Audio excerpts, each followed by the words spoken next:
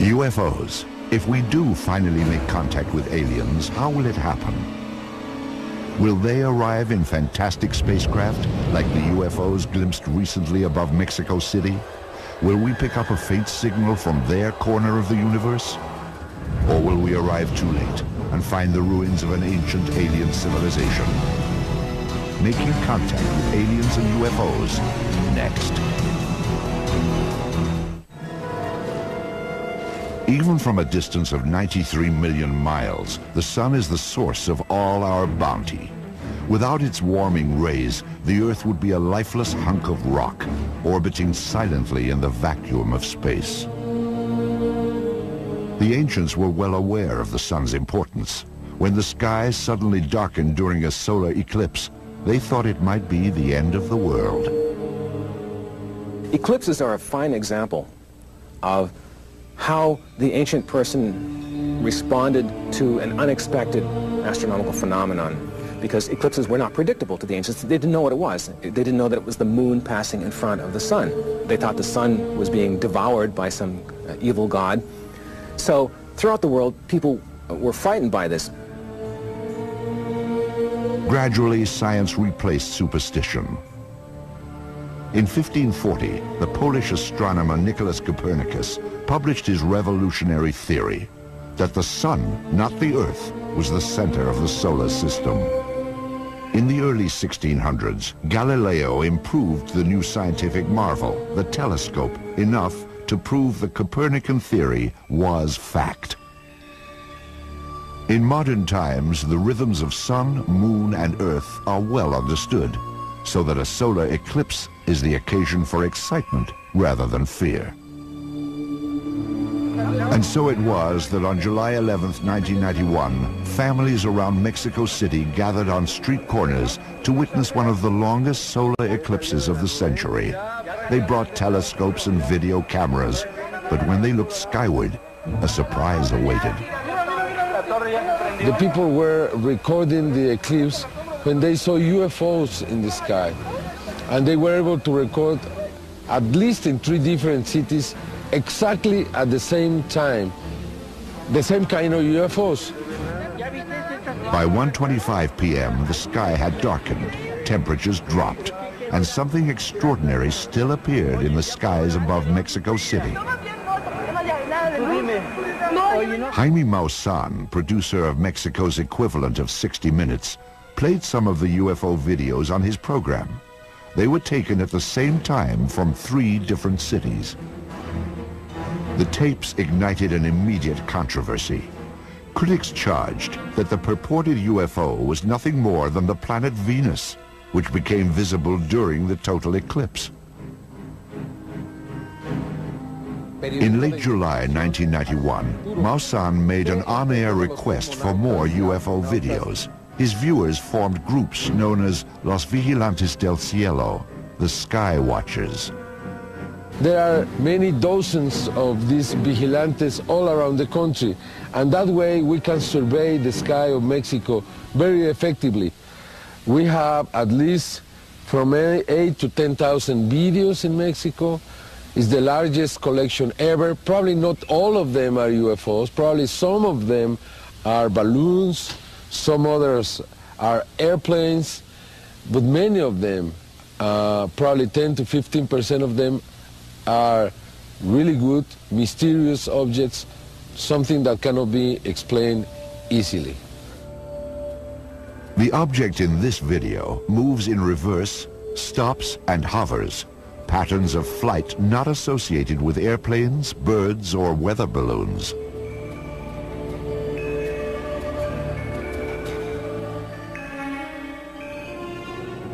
On September 16, 1993, Mexico's Independence Day, a shimmering silver object seems to fly near a squadron of military helicopters that appeared in formation over the capital.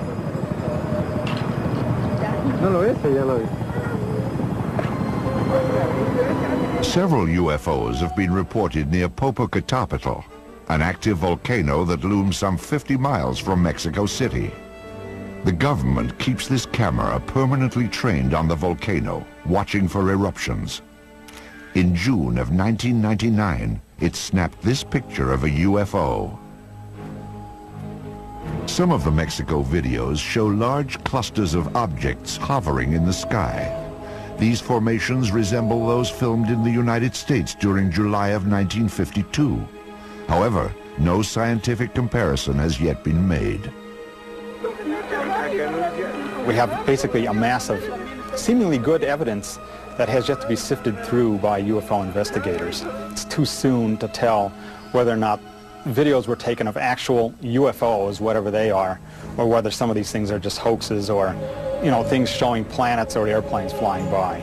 We need more research into these particular sightings. Some of the Mexican videos seem to be unexplainable at this time, but I won't go so far as to say that proves they're flying saucers. There's a difference between, I don't know what it was, and oh, it's an alien spacecraft. I never make that leap. It's inappropriate to make that. What were its characteristics that rule out conventional explanations, even if you don't know what it was? Of all the UFO episodes in Mexico, few caused the pervasive excitement shown in this video. The tape was made during an unprecedented multiple sighting, perhaps the most widely witnessed UFO incident in history. In January 1st, 1994, Mexico City, the whole city stopped. I mean, stopped. People were driving cars and they stopped the car to look to the sky, and millions saw UFOs. This was in every newscast, in the television, in the radio. This news was reported in every single newspaper in Mexico City. An incredible event. An event that would demonstrate the presence of these objects, especially in this country. What is amazing for us, the Mexicans, is that nobody else around the world knew what happened in Mexico. The wave of sightings, ongoing since 1991, is notable for both the astonishing number of videos it has produced and the willingness of Jaime Maussan and other journalists to treat the matter seriously. I thought about it in 1991, if I wanted to do this, if I wanted to get involved with something so controversial as UFOs. But the truth is the truth. And if you like the truth, you go behind the truth. It doesn't matter how risky it is. And as a journalist, I want to have the big scoop of all times. And this is the biggest scoop of all times. It's risky, yes, you have to have courage. Yes, you have. But I think it's worth it. However, according to at least one researcher, Mexico's UFOs are not the ultimate journalistic scoop, but byproducts of geological forces as old as time.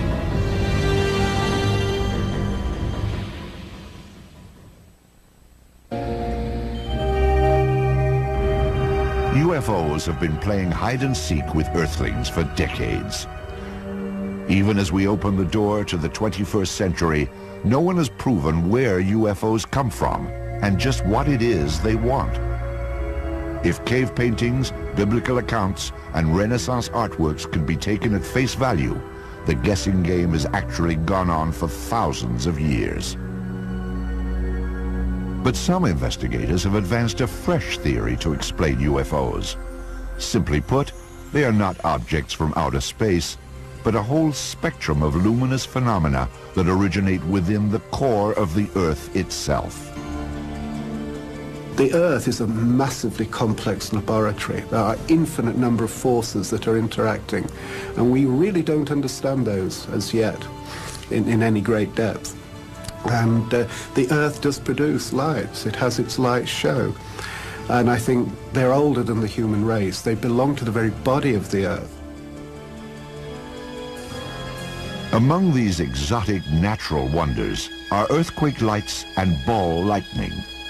Scientists believe that earthquake lights occur both before and after tremors, when gas released from within the Earth suddenly ignites and shoots sparks into the atmosphere.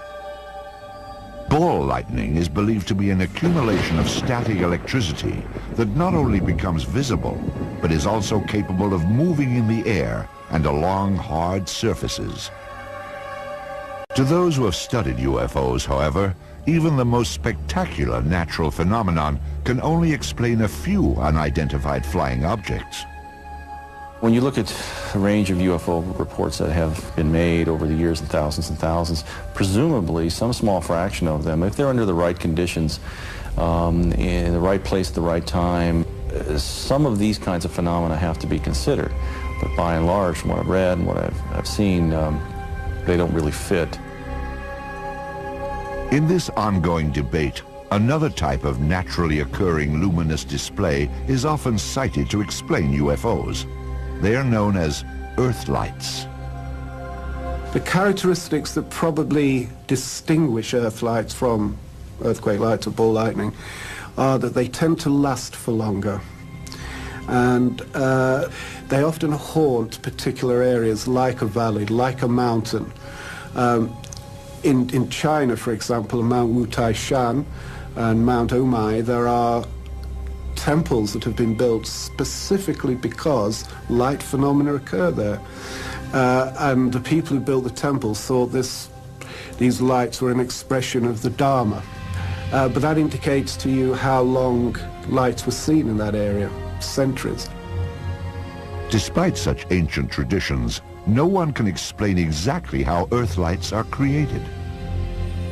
We are testing theories, and one of the strongest contenders is that tectonic stresses in the Earth, through the Earth's geology, not necessarily related actually to an earthquake, though it can be, that these stresses produce tremendous force fields, and that through whatever mechanisms we don't really understand yet, plasmas are produced.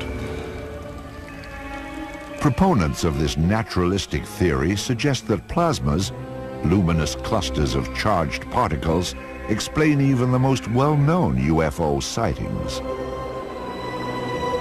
And I should also say, if we go back to Kenneth Arnold's flight over the Cascade Mountains, he saw 9 objects of light. And at that time, the Cascade Mountains, which we know are tectonically volatile, they were building up to their largest earthquake ever recorded at that time. On April 4th, 1949, Seattle, Washington crumbled under the impact of that earthquake. However, it hit more than 18 months after Kenneth Arnold's sighting. Could there have been a link? Sounds good. Yes, luminous phenomena produced by earthquakes. Yes, people see sometimes luminous phenomena around flying saucers. Fine, that doesn't make a cause and effect connection at all. Yet according to the Earth lights theory, masses of plasma do exhibit some of the distinctive qualities of UFOs. The interesting thing about these plasmas is that at night they will shine. They will be your lights in the sky. But in daylight, a plasma can seem to reflect light and look metallic. But are qualities of reflectivity and a metallic appearance enough to equate plasmas with UFOs? If they're going to talk natural phenomenon, what is there out there that has the capability to hover and then shuts off and then the object zooms straight up out of sight? There's no technology like that we know about. And there's certainly no natural phenomenon that does this kind of thing. This ain't nothing we're familiar with. This is something very strange. In order to be mistaken for UFOs, these natural Earth-light plasmas would have to display some extraordinary capabilities, like those witnessed in 1980 at Bentwaters Air Base, or in 1967 near the Canadian town of Shag Harbor. Well, some of them can sit on the water and have been observed going underneath water as well. Some just come out of the ground, that's where they come from initially, and some of them will just sit there, or some will flash off over the hill and come down again, earth themselves again. According to its proponents, the Earthlight phenomenon is the best and the only explanation for UFOs. I think if we understand Earthlight and all the range of phenomena associated with them, quantum physics and plasma physics will literally take a quantum leap. They will literally move ahead a decade, probably one fell swoop. Still, UFO researchers point out what they see as a fatal flaw in the plasma Earthlight theory. We have to look at the characteristics of the earthquake lights or the plasmas or ball lightning or any of these things. How do they move? What color are they? What size are they? These are important considerations. Then look at the same data for UFOs. Well, the typical even landed saucer is 10 to 30 feet in diameter. These plasma phenomena are literally this big. So it's the careful consideration of what are the characteristics. If you're trying to explain this with this, they have to match. Perhaps not surprisingly, the ongoing wave of Mexico City UFOs has been swept up in this controversy. Many of the mysterious lights appeared in the vicinity of the nearby volcano, Popocatépetl. It is a matter of record that the long-dormant volcano suddenly became active, precisely at the time the sightings began. During a research trip to Mexico in August of 1999, Paul Devereaux visited the ancient city of Teotihuacan, some 50 miles from the volcano, and theorized about the connection. This place is very active and volatile in a tectonic fashion. And what we found that these earthlights do frequent areas where there are active surface tectonic geological faults. And this is a prime location for that phenomenon to occur. And I think is one of the elements bound up into the whole Mexican UFO wave. The questions of whether UFOs are real or if life exists elsewhere in the universe may not be resolved by earthbound debate. There is, however, another approach. Build a rocket, blast off, and see for ourselves.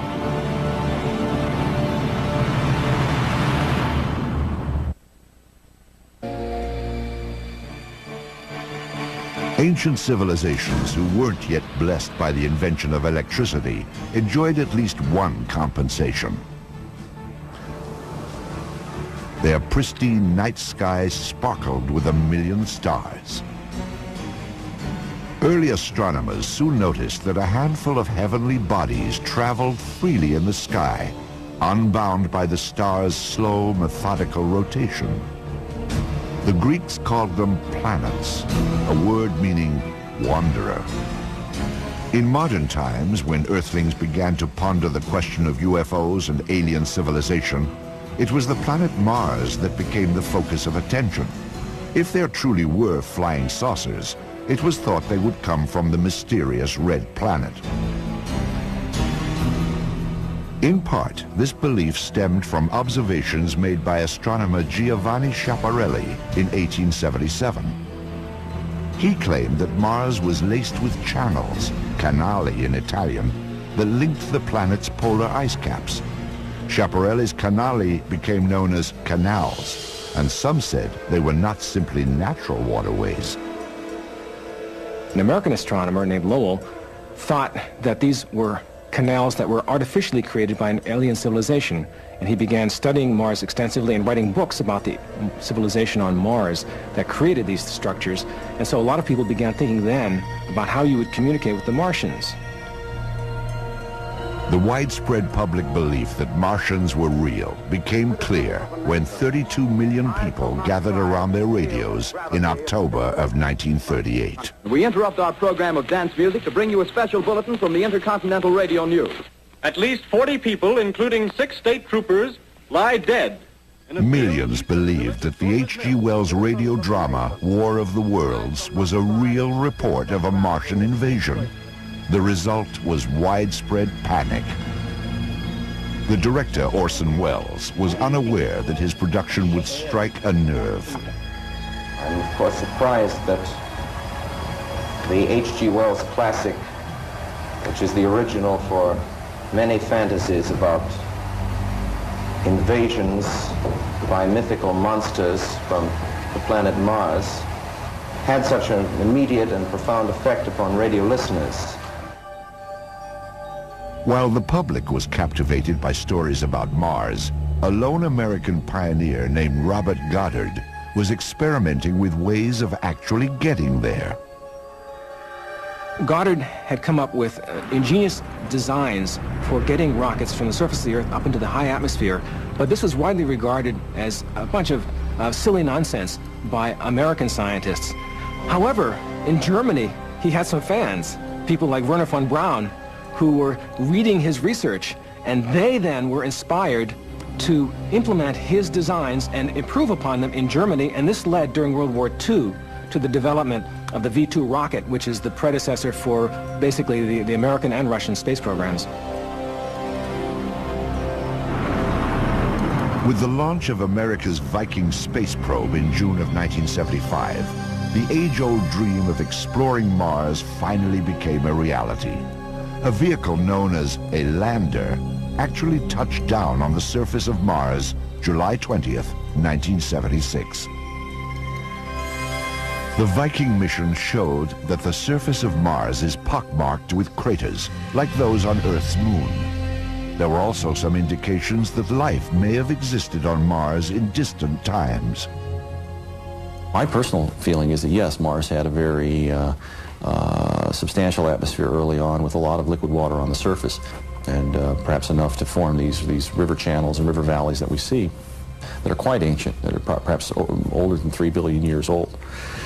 So the issue of the ancient climate of Mars is an important one for the issue of whether life could evolve.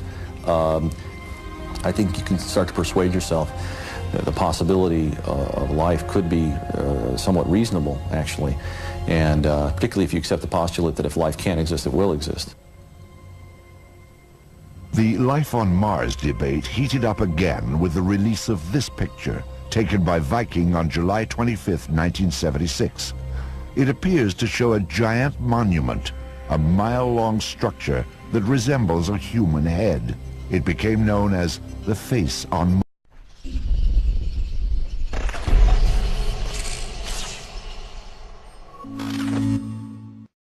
Mars. NASA has no official position on whether the face is a natural feature or a colossal sculpture. Still, those who worked on the Viking mission have been accused of hiding the discovery of a Martian civilization. I can't think of a group that would have publicized that possibility or that discovery more than those of us who were looking at the pictures. We were looking for stuff like that. Our careers would have been made. We would have loved to have trumpeted to the world that we found evidence of an ancient Martian civilization. Who the heck wouldn't? And after somebody pointed that out, those of us on the lander team looked at one of the boulders on the surface nearby the lander, and we decided we could see the initials of every team member in the boulder that was about 10 feet away from the lander. NASA is currently building vehicles that will orbit and land on Mars in the next decade, in preparation for a daring attempt to send astronauts to the planet in 2018. But recent discoveries have allowed scientists to study Mars right here at home. During the 1980s and 90s, NASA plucked a dozen meteorites from the icy expanse of Antarctica, and then made the remarkable announcement that they were nothing less than small fragments of the planet Mars. You might reasonably wonder, how do we know that a particular rock that we find on the Earth is from Mars? And the reason is we've been to Mars with the Viking landers, so we have actual measurements of the chemical composition of the Martian atmosphere, and we find that in these dozen rocks that there are the chemical signature of the atmosphere of Mars. It's not quite like Earth air, it's just like Martian air, and that's how we know they really are from Mars. Scientists believe the rocks were blasted off Mars 16 million years ago when an asteroid collided with the planet. The meteorites made their way here, finally landing on Earth about 13,000 years later. After gathering and analyzing these otherworldly stones, researchers released some astonishing results. One of those rocks was the Martian meteorite that some scientists claimed had evidence of Martian microbes on it.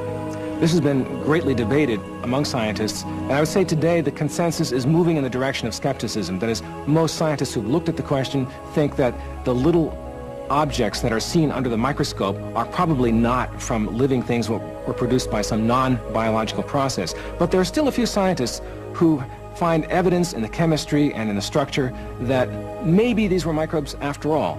So it's still an open question. And the important thing out of all of this is not so much whether these particular meteorites have actual biological material in them, but it's opened people's minds to at least accept the possibility that this may be something that could occur, and has opened this area for legitimate study. Jupiter's frozen moon, Europa, may also be able to support life. In 1996, images transmitted by the spacecraft Galileo showed that Europa has an ocean containing more water than all of the Earth's oceans combined. And according to scientists, where there is water, there can be life. There could be volcanic activity down under a liquid water ocean, and it's possible even that volcanic activity is helping to keep that liquid water layer there. If that's true, then you can start to think about biological systems that relate to the kinds of systems we have on the Earth. It's all highly speculative, of course, but it's the kind of thing that drives us as scientists to want to know more about a place like Europa. Ultimately, these interplanetary missions bolster the theory that life is not unique to Earth, a fundamental assumption if UFOs are to be taken seriously. I think it strengthens the hand of the people who believe that life is fairly commonplace within the galaxy and within the universe, because now we don't have just one example, we've got two or more examples nearby. So that's why this becomes of profound importance, perhaps one of the most profoundly important things that man has ever done. Despite the promise of discovering life in distant galaxies, current rocket technology may put the brakes on expeditions into deep space. It would simply take too long to get there. The Voyager 2 spacecraft was the fastest vehicle ever built by humans, but it still took 9 years to reach the planet Uranus, merely halfway to the edge of the solar system. To reach stars where life-supporting planets might be found, even Voyager would require a journey of 100,000 years. In the face of such daunting realities, science has come up with another way of reaching out to alien civilizations. Aim a hypersensitive radio antenna to the heavens and hope to strike up a long-distance conversation.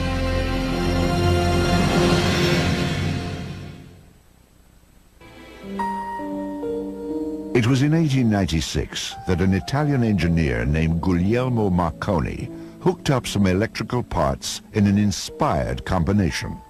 Then he sent a signal roughly 1 mile, not over wires, but directly through thin air. Marconi refined his invention, and in 1901 he sent the first radio broadcast across the Atlantic Ocean. A message that would have taken Christopher Columbus several months to deliver could now be sent in the blink of an eye. Within a few decades, radio had taken its place at the center of modern life.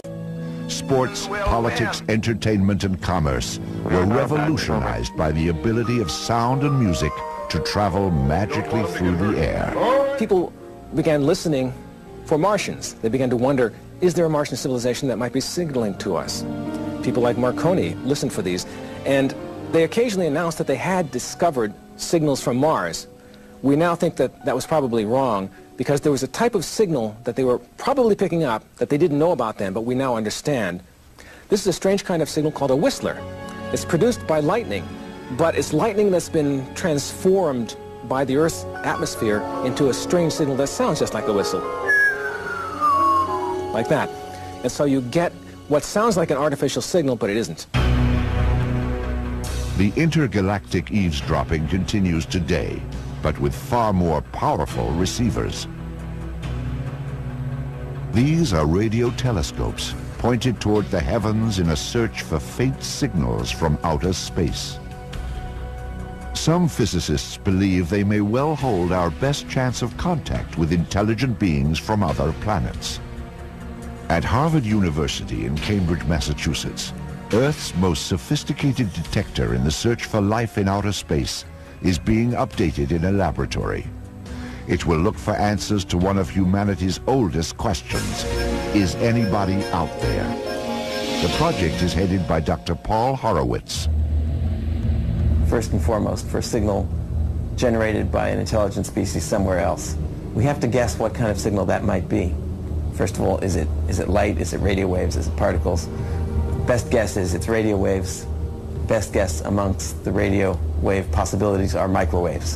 What kind of signal there? It's anyone's guess. Some people believe a carrier, a single long transmission, a transmitter left on, probably saying nothing, just saying I'm here. Of course, radio has been around for over 100 years, but only in the last decade have computers become powerful enough for SETI, the search for extraterrestrial intelligence. Specialized chips and circuit boards comprise the brain of the radio telescope system. It will process the stream of signals captured by a giant antenna. Our search uses an 84-foot steerable radio telescope. Looks like a backyard satellite dish, but much bigger. It can collect rather weak signals and concentrate them at the focus. There we have some very sensitive amplifiers, the best that can be made these days, to strengthen that very weak signal. The tiny signals will be transmitted through cables into the control room, where an array of computers will sort through the cosmic noise, looking for a deliberate signal, a sign of intelligent life. Occasionally we find strange signals there, really interesting signals that look like the kind of thing that might be produced artificially by another civilization. But if you got a repeat of the signal at the same frequency and the same point in the sky, that would tell you it was not a random event on the surface of the Earth or inside of your computer. We would have to say that it's most likely being produced by another civilization some distance away. The problem is none of these signals has ever repeated, but it's enough to keep us intrigued and wanting to continue. But what are the odds that we will get a signal from some exotic civilization? That there's other life in the universe, guaranteed. That there's other life in the galaxy, guaranteed. Any odds you like, absolutely cannot be any other way. That there's advanced life somewhere in the universe, guaranteed. Somewhere else in the galaxy, so extremely probable that I would give you at least 100 to 1 odds that interstellar communication could well be taking place. Even with these unbeatable odds, the quest for radio contact faces at least one possibly insurmountable obstacle. A lot of people, both scientists and people who are critical of SETI, have said maybe an advanced civilization would use some equipment that's far beyond anything we could possibly know about, and so SETI isn't even worth doing.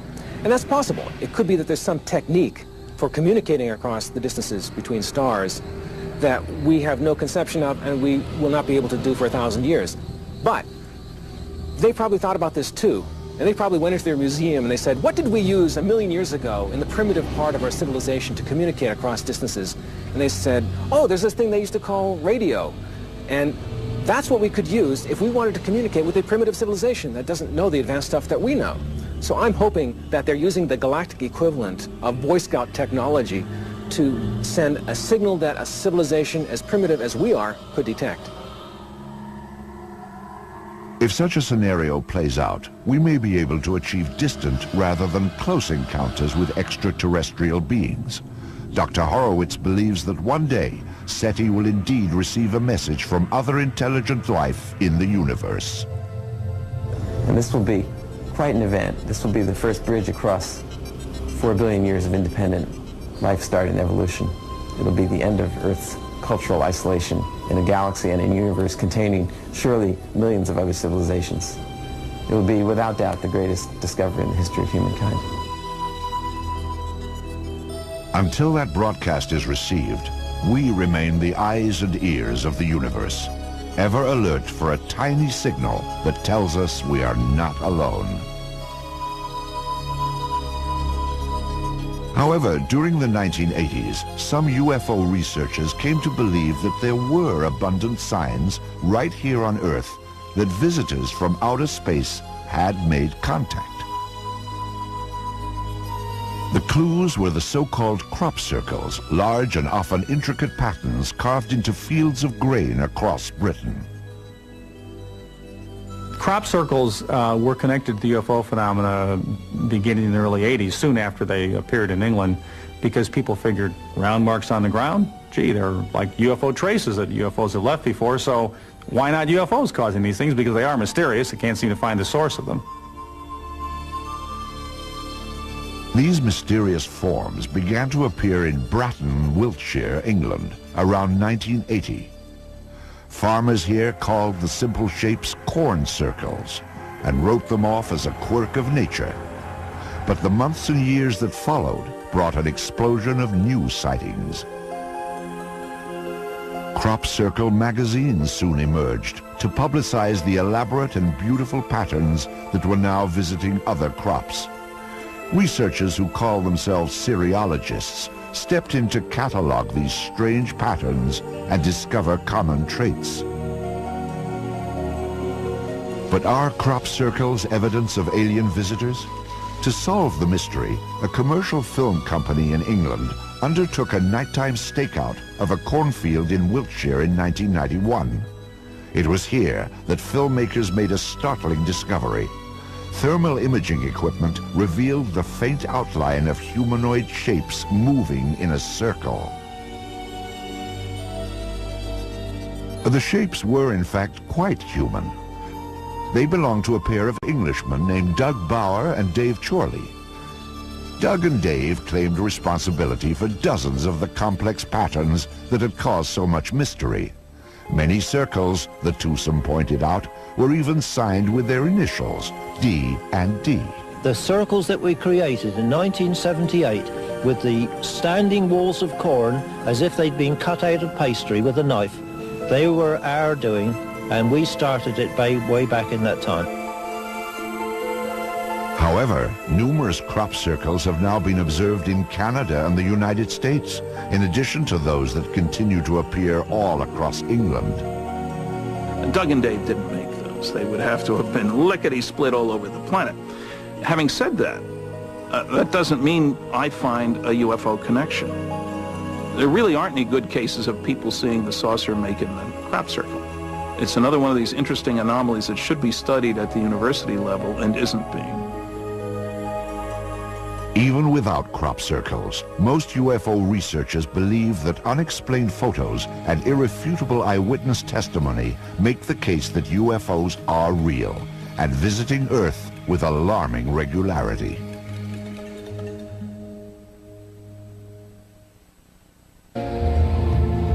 Virtually all of us have heard of UFOs, but relatively few of us have ever seen one. How are we to pass judgment on the question of whether or not they are real? Making such a decision is like being a juror and weighing evidence on one of the most important issues facing humanity. Perhaps UFOs are nothing more than hoaxes or mistaken observations, but if they are real, they have to come from someplace. The universe offers infinite possibilities. If there is life out there, it may well have gotten going long before we did. Indeed, Zeta Reticuli, a pair of stars often mentioned as having planets that might support life, is known to be about 1 billion years older than the Earth.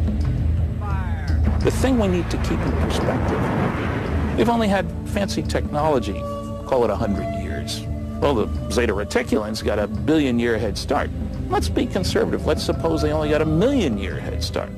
Let's be truly conservative and say they only got a 10,000-year head start, which is nothing out of the billion years available. Surely we would all agree that we can't even imagine the advanced technology there. If some advanced civilization built spacecraft that can actually whisk them through the universe, why would they want to visit a primitive galactic backwater like Earth? One can only postulate that they're concerned about their own survival and security. At the end of World War II, there were 3 signs visible to any alien visitor that soon this primitive society whose major activity is tribal warfare would be bothering them. Rockets, radar, and nuclear weapons were three signs that Earthlings might soon be a force to contend with in the interstellar neighborhood. If there are other civilizations in the universe, perhaps they felt the need to keep a watchful eye on potentially threatening developments here on Earth. There had been many, many sightings over air bases in the West, over classified atomic installations. They were not just randomly distributed, but they did seem to concentrate, at least in the early years, on places where experimental research was being done, this kind of thing. Statistically, astronomers know that there's life out there somewhere, and the chances of it being intelligent life is debatable, but it's possible that somewhere in the universe there are creatures like us. Now, whether they're coming here is a very tricky question because we don't have the physical evidence. We don't have the chunk of saucer in our hand, and abductees haven't brought back a towel from the Zeta Reticuli Hilton. We don't have any of the good stuff that definitely proves that somebody has been here.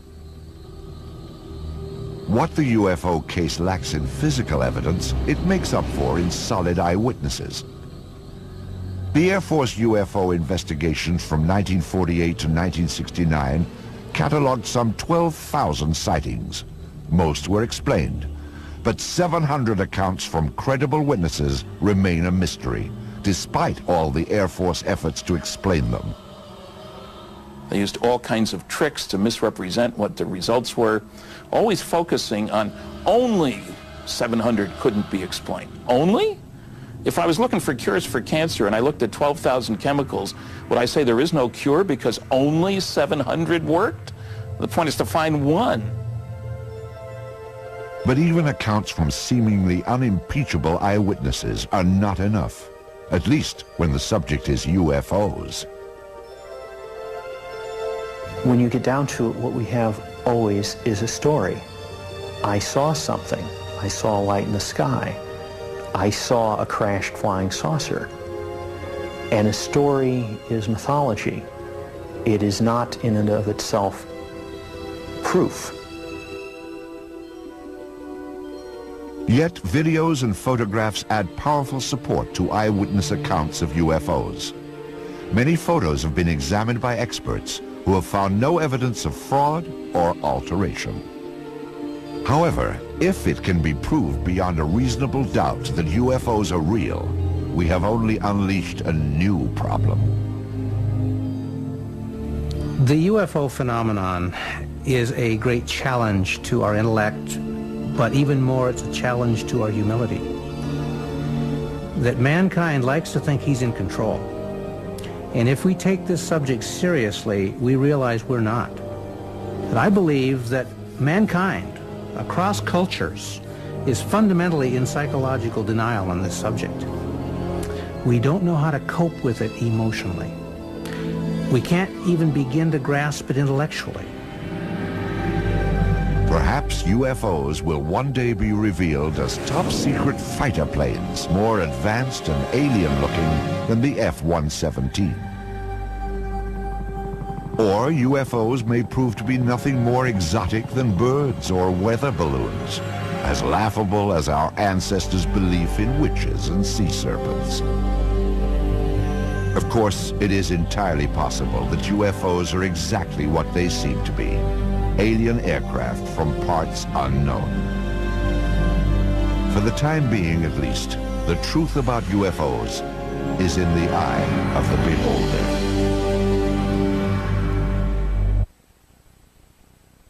Josh is heading for the glacial ranges of Patagonia to examine the remains of a vanished tribe of giants and to attempt to solve one of the greatest riddles of our time. The word Patagonia itself means big feet. Who knew?